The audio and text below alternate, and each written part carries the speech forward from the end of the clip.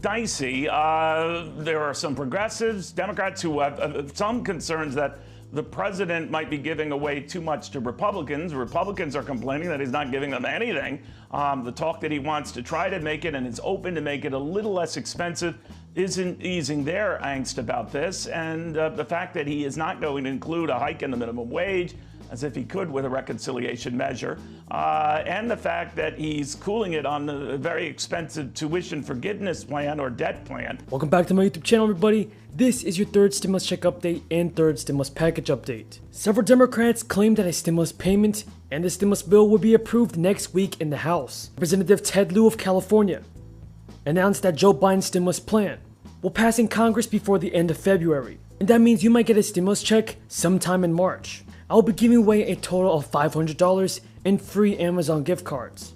And 5 of my subscribers will get a free $100 Amazon gift card. Now to enter the giveaway, all you have to do is subscribe to my channel and give this video a like. Now folks, tell me in the comments down below, should the Democrats just settle for a $1,400 stimulus payment? Or should they go big and push for the $2,000 stimulus checks? Tell me down in the comments. Has many in his own party complaining. So David Spunt on where all of this stands right now from the White House. Hey, David.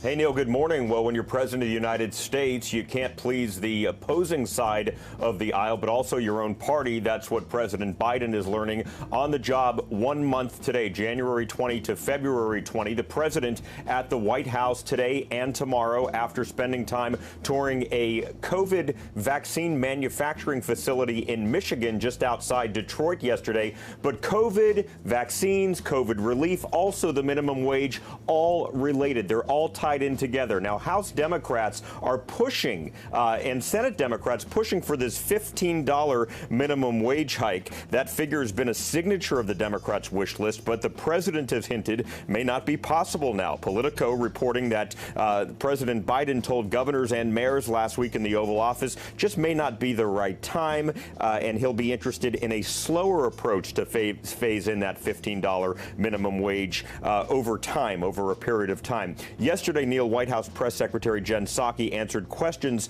about the proposed hike on Air Force One. Listen. He would not have put it in the bill if he did not want the minimum wage to be increased. That's what he wants to see the outcome as, but he also knows through many, many decades of working through legislation that the bill that comes out the other end may not look exactly the same as the bill coming in. All right, so some Democrats also unhappy to learn the president does not plan to move forward with any robust action to cancel up to $50,000 in student loan debt. Senators Elizabeth Warren, Bernie Sanders, even Majority Leader Chuck Schumer pushing the idea, but the president taking a more centrist approach, rejecting it. Neil. If we can, Paul, unmute to just please give us your view as to what has to happen in this crisis at this time. So thank you, Ed, and thank you for calling us together today, and it's an honor to be here with all of you. Let's start with a blunt fact. Black and brown and Native communities have been hardest hit by COVID-19. They had the most trouble getting testing initially. They've had higher rates of contracting COVID, higher death rates, and greater vulnerability. And now with the vaccines, evidence is mounting that these communities are having the most difficulty in getting. So folks, House Democrats formally released the full text of Biden's bill on Friday.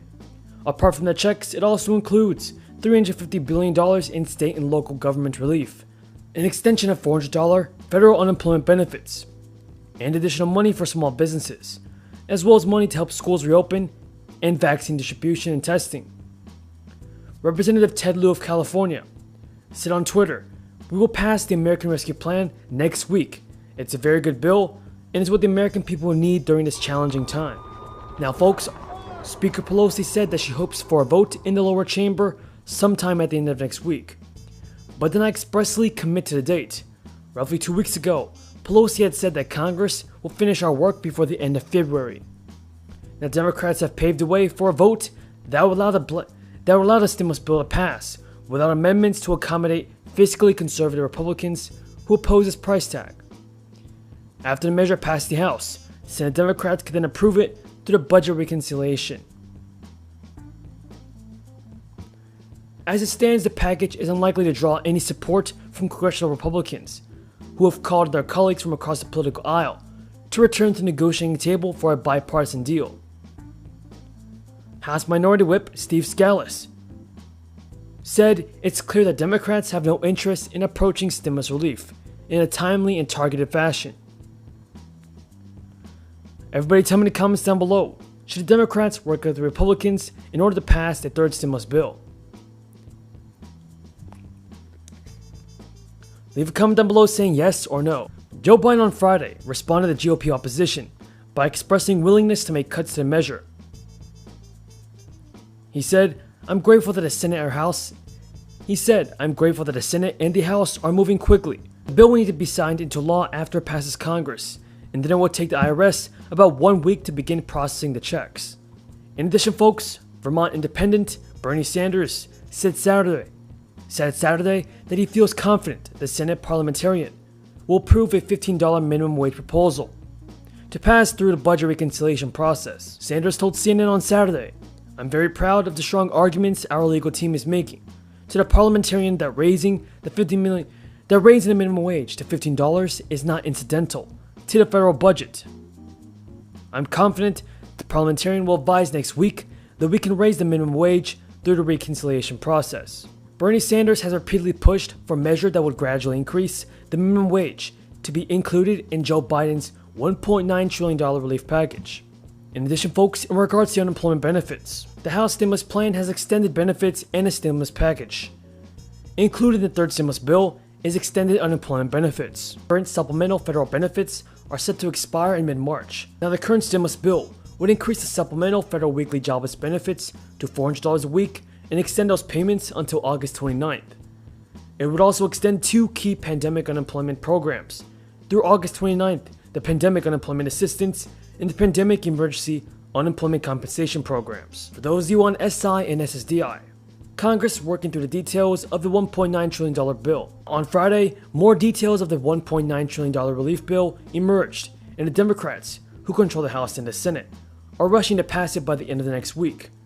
If the stimulus check portion of the bill remains the same, qualifications would include SSI and SSDI beneficiaries once again, but with some overall changes to the checks. If you started or stopped receiving SSI or SSDI in either 2019 or 2020, the timing of tax season this year could change how much money you get from a possible third stimulus check. Thank you for watching, folks. I truly appreciate everyone's amazing support. Before you go, don't forget to subscribe to my channel and turn on post notifications. Until next time, everybody, have a great day and stay safe.